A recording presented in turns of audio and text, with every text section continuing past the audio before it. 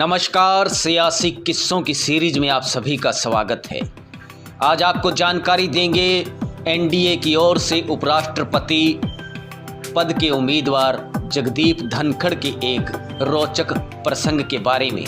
यह रोचक किस्सा जुड़ा है ताऊ देवीलाल के साथ। ताऊ देवीलाल की राजनीतिक नर्सरी की पौध हैं जगदीप धनखड़। साल 1989 में राजस्थान के झुंझुनू लोकसभा से ताऊ ने जगदीप धनखड़ को लड़वाया था चुनाव। वीपी सिंह सरकार में बनाया था मंत्री। ताऊ को राजनीति में आदर्श मानते रहे हैं उपराष्ट्रपति पद के उम्मीदवार जगदीप धनखड़। उपराष्ट्रपति पद के लिए भारतीय जनता पार्टी की ओर से पश्चिम बंगाल के राज्यपाल जगदीप धनखड़ को उम्मीदवार बनाया गया है। उनका उपराष्ट्रपति चुनना लगभग तय माना जा रहा है। धनखड़ का हरियाणा से भी नाता रहा है। हरियाणा से उनका नाता चौधरी देवीलाल घराने की वजह से रहा है। उपराष्ट्रपति पद के लिए जैसे ही जगदीप धनखड़ का नाम सामने आया, चौधरी देवीलाल के साथ जुड़े उनके किस्से, कहानियाँ और पुराने फ़ोटो सोशल मीडिया पर वायरल होने लगे। ऐसे में यह जानना जरूरी हो जाता है कि आखिर धनखड़ का देवीलाल के साथ कैसा नाता रहा। दरअसल ताऊ देवीलाल ही धनखड़ को राजनीति में लेकर आए। ताऊ ने पहले युवा जगदीप धनखड़ को लोकसभा का सदस्य बनाया, फिर उन्हें केंद्र में मंत्री बनाया। जब वीपी सिंह ने ताऊ देवीलाल को उप प्रधानमंत्री पद से बर्खास्त कर दिया, तब धनखड़ ने भी केंद्रीय मंत्री पद से इस्तीफा दे दिया था। दरअसल ताऊ देवीलाल दूसरी बार 1987 में हरियाणा के मुख्यमंत्री बने थे। राजस्थान के झुंझुनू के रहने वाले धनखड़ उन दिनों राजस्थान हाई कोर्ट में वकालत करते थे। उसी दौरान धनखड़ चौधरी देवीलाल के संपर्क में आए। देवीलाल ने विपक्ष को एकजुट करने के मकसद से साल 1987 में दिल्ली के बोट क्लब में विजय रैली की। रैली में भारी भीड़ के साथ जगदीप धनखड़ भी पहुंचे। ताऊ उनसे प्रभावित हुए। उसके बाद उन्हें ताऊ सक्रिय राजनीति में लेकर आए। 1989 के चुनाव में ताऊ ने धनखड़ को झुंझुनू लोकसभा सीट से टिकट दिया। धनखड़ चुनाव जीत गए।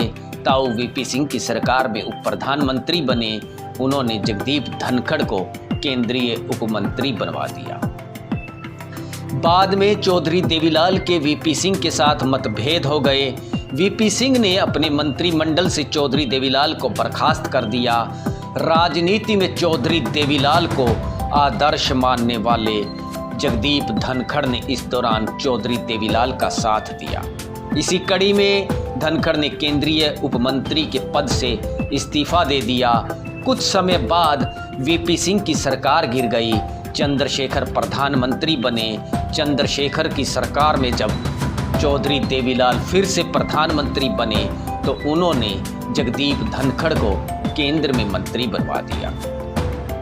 उल्लेखनीय है कि जगदीप धनखड़ ने साल 1977 में वकालत में कदम रखा। Rajasthan high court bar association के अध्यक्ष रहे।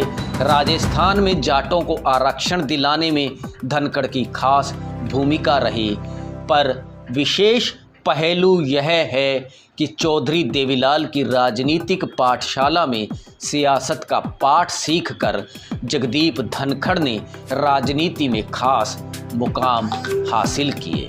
एक विशेष बात यह भी है कि पिछले 35 वर्ष से चौधरी देवीलाल परिवार के साथ जगदीप धनखड़ के घनिष्ठ संबंध रहे हैं और यह रिश्ते आज भी बरकरार हैं।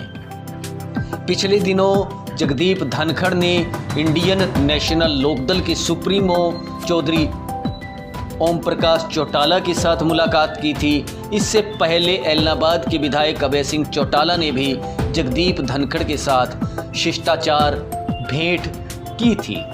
वहीं चौधरी देवीलाल के मझोले बेटे और हरियाणा सरकार में बिजली एवं जेल मंत्री चौधरी रणजीत सिंह ने जगदीप धनखड़ को उपराष्ट्रपति पद का उम्मीदवार बनाए जाने पर भाजपा नेतृत्व का स्वागत किया है।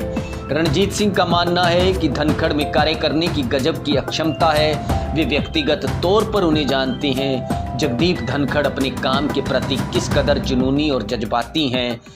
रणजीत सिंह के अनुसार धनखड़ जुबान के पक्के हैं। उनके परिवार के साथ उनके मधुर संबंध रहे हैं। चौधरी देवीलाल धनखड़ के साथ स्नेह रखते थे तो धनखड़ भी देवीलाल को बुजुर्ग और अनुभवी राजनेता के तौर पर अपना आदर्श मानते हुए उन्हें सम्मान देते थे।